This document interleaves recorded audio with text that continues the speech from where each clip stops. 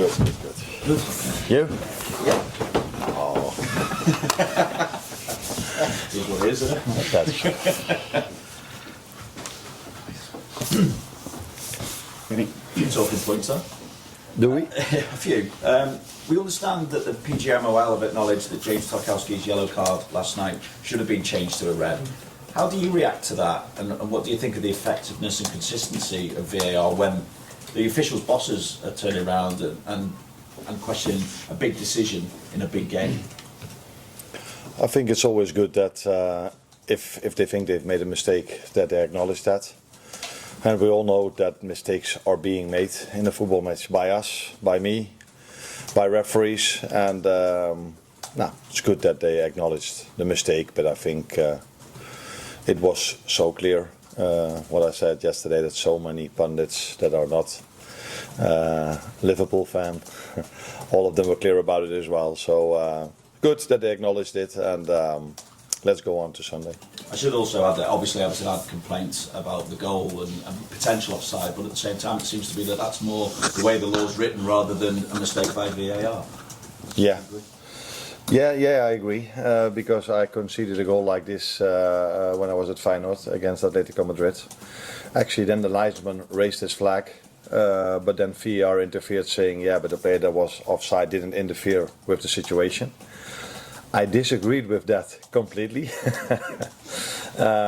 As I said yesterday, I disagree with the rule because I don't like the rule. Now, okay, it was in a moment where Everton were playing in a low block, but most teams that are offensive want to have a high press. They want to go to the halfway line to play some players in an offside position, and then when the goalkeeper kicks it long, Virgil Need will go for a duel with a player that's in an offside position. And I always tell the linesman that it's offside, and he always tells me that he doesn't interfere with the play. So the rule was executed in the way it should, which was good for us. But I don't like the rule. How close do you feel to clinching that title now? 12 points clear, maximum 13 points needed. In theory, if results go your way, you could be title winners before you face that run of Spurs, Chelsea and Arsenal. Yeah, in theory, so many things can happen. So again, we felt yesterday how hard it is to win a Premier League game. Because yes, we won it. Yes, we are very happy with it. But I think David Moyes again deserves a lot of credit for how his team was lined up, how difficult they made it for us, how difficult they made it every single team since he's arrived over there. 9 games in a row unbeaten. Now, it's nice for us that we beat them because we know how hard it is. So yeah, that also tells you that with 8 games to go, it's every time a challenge. Starting Sunday against Fulham, who are having a very good season as well. So we are not working on theories about how many points this is. We are taking the challenge of Fulham on for Sunday. Where we have to be at our best again, like yesterday, to get a result. A couple of other things to check, just Ali's fitness, how likely is he to be available, and how likely is Curtis Jones to continue at right back as well? That also depends on if players are coming back, the last one, which of course Trent and Joe will not be back in the upcoming weeks. Connor, have to wait and see if he's ready to be with the squad for Sunday. And then, of course, Curtis is an option because he did well. But I think Jarell did well a few times in the position also. So let's wait and see which decision we make on Sunday. And with Ali, it's simple. It's a concussion, and you have to tick all the boxes. And the moment he does, he will be in goal. The moment he doesn't, we are following the protocol. Thank you. You're welcome. In terms of Fulham, you probably remember the game from in December where they came and gave you a real good go. What memories do you have of that game in particular as to how difficult a side they are to face? The memory I have in that game is that they should have had a red card in the first half as well, but didn't get, and that did cost us points. But the main memory I have about that game was that we played incredible with 10 men, and if we can have the same effort, intensity with 11, we give ourselves a chance to win the game against Fulham. But I also remember the first 10-15 minutes that Fulham started off really well. when it was still 11-11. So they're a good team. They have definitely more than a few threats.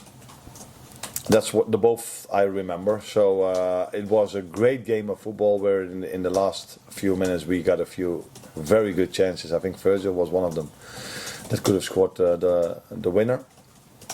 Was it also the game that Jota scored the same goal as he did yesterday? Yeah. So many memories about that game. And in terms of your approach, I mean, you talk about not thinking too much about the title being so close. Is it just having to take that usual mentality of one game at a time, forget everything else, just concentrate on one game every single time? Yeah, because I said so many times, apart from, we've played 30 games now, maybe there were 3 or 4 games where the score was so clear that in the last 20 minutes it wasn't a problem anymore. Almost all of our other games have been really tight. So that probably tells you as well how big of an accomplishment it is that we are 12 points clear at the moment and that we are doing so well. But because it doesn't come from itself, it's not like the team that won the league in the last 4 times were so many times 20 minutes before the end or at halftime already 3 or 4-0 up. That's not our season.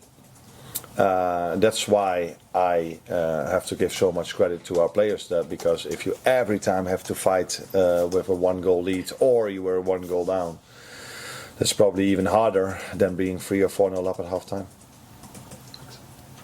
Hi Arne. Just you mentioned there about Jota getting the goal against Fulham, and we saw the goal he scored against Everton as well. How impressive and important is he? I mean, he's had injury problems this season, but he's an instinctive striker. But also when he has time to think about a situation, he's able to cope with that as well. Yeah, I think that's one of his most special qualities, that most players, if they come in a situation where they think they can score, they get a bit mixed up in their head. But he can stay really calm in those moments and recognize where he has to shoot the ball, recognize where the defenders are, what the goalkeeper probably expects, which corner he's gonna go to, and then he chooses the opposite one. So he's calm in the moments he has to shoot. Mo is an example of this as well. And that's one of his biggest qualities, I think. What I've seen this season is that he started off really well, but that we missed him. We missed the best possible Jota maybe for 5 or 6 months. So he's been out for 3 or 4 months, but it took him quite a while to get to the level he was at before he got injured. And that's not only with him. I see this with almost all of our players that had an injury, that it takes a while to go back to Premier League level. So they're fit, they train, but the difference between good and excellent is only a small margin, and therefore apparently you need to have a run of games to come back to excellent again. Hopefully he will have that just at the right time now, between now and the end of the season. You've got a succession of matches now on Sundays with a gap in between each one. How much of an advantage is that for you? Looking back at the first 8 months, you would say it's a disadvantage, because how well did we do by playing every 3 days? But I think there must have been a few moments during the season that we had 1 week rest as well, and I assume because we only lost once, that we probably won that game then as well. So I would have loved to play the quarterfinals of the Champions League, but unfortunately we faced Paris Saint-Germain. And now this is our situation and we accept it. That's also a challenge, because players stay fit in the program of playing 2 times a week.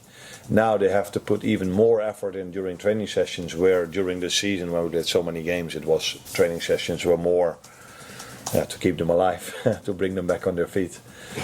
And now they have to work a bit harder in training session as well. That's a challenge for them, because you're not able to work as hard as we do against Everton or against Paris Saint-Germain if you don't work hard enough during the week. And that's the challenge that we face now in the upcoming 6 or 7 weeks. Hi Arne. There was obviously the incident yesterday with no red card, but in general, what have you made about the standard of refereeing and VAR in the Premier League? I think everywhere around the world mistakes are being made. This is something in the league where I come from, and we're all aiming for a league without mistakes. I'm aiming for a season without me making one mistake in the lineups I make. But unfortunately, this will probably never happen. Not with me, and not with referee decisions. So we also have to accept, which is sometimes very hard, as you noticed after the away game at Everton for me as well. And I got the idea that David wasn't as happy yesterday after the game, but he was a bit smarter than me. He went inside instead of staying on the pitch. Probably experience. So mistakes are being made. I know, for example, Holland. I follow the Dutch league in Holland. There's so much criticism on the referees over there. So I think it's something. What this is inside this world. Wherever we can, and with we I don't mean you, but social media. If there's a possibility to be negative, everybody wants to be negative. Not everybody, but 8 out of 10 people. So then, if referee makes wrong decisions, everybody fall over it. If I make the wrong lineup, everybody will fall over it. So I think it's quite an okay season for the referees in England. Actually, mistakes are being made, but the most important thing is that it doesn't influence the league table. And the only answer to that is in the end of the season, if we see the league table and if we feel if it has influence, yes or no. But it's normal that it does, because mistakes are part of our lives, also from referees. Mo. Just on Curtis, I mean, he's played so many different roles this season. How valuable is that for you as a manager? And also, what does it say about him that he's able to adapt to whatever you seem to ask from him?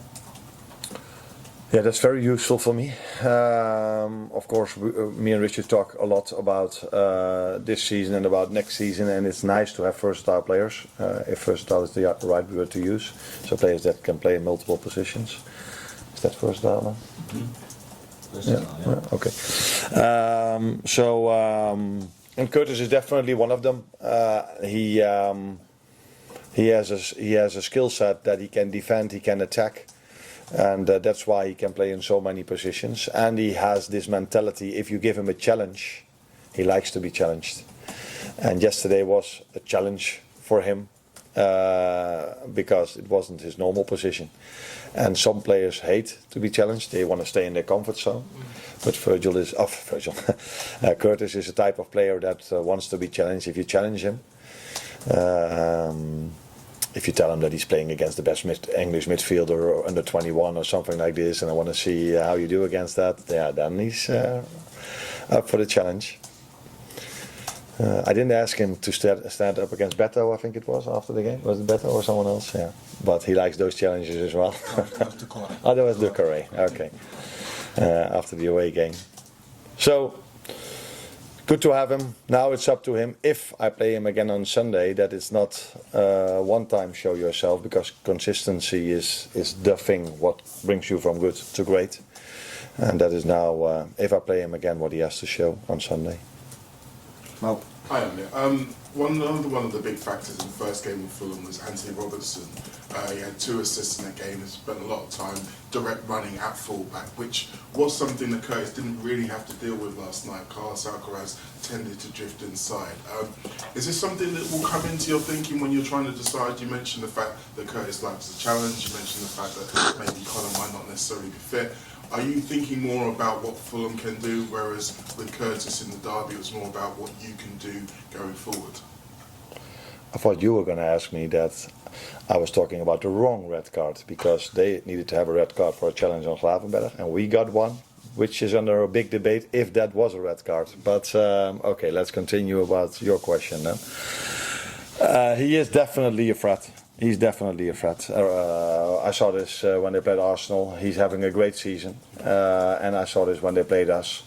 But the good thing about a left fullback that wants to attack is also that he takes the risk of leaving Mo in a position where he can hurt the opposition as well. And that has happened multiple times this season, where fullbacks do attack. And then in transition, Mo can hurt the other team. We have to make sure that we take care of that part if they attack, because I think he was involved in the second goal, if I'm correct. Yes, we have to have a good answer about that fullback, but the other one likes to attack as well, especially if they play with 5.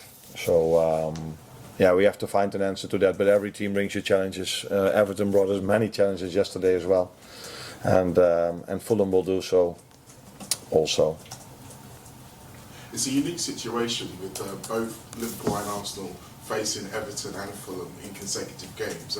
Did you get a chance to really pour over the Arsenal game? Because obviously they played 3 at the back, which they hadn't done in the game before. Were you able to draw a few insights into what you may be able to face on Sunday? It is a unique situation, and that's why I think it would have been more fair if both teams would have played on the same day. All 4 teams would have played on the same day. But we have more than enough rest for the Sunday game, so it's not a problem for us. But I do feel for Everton that they play on a Wednesday night and have to have the early kickoff on Saturday.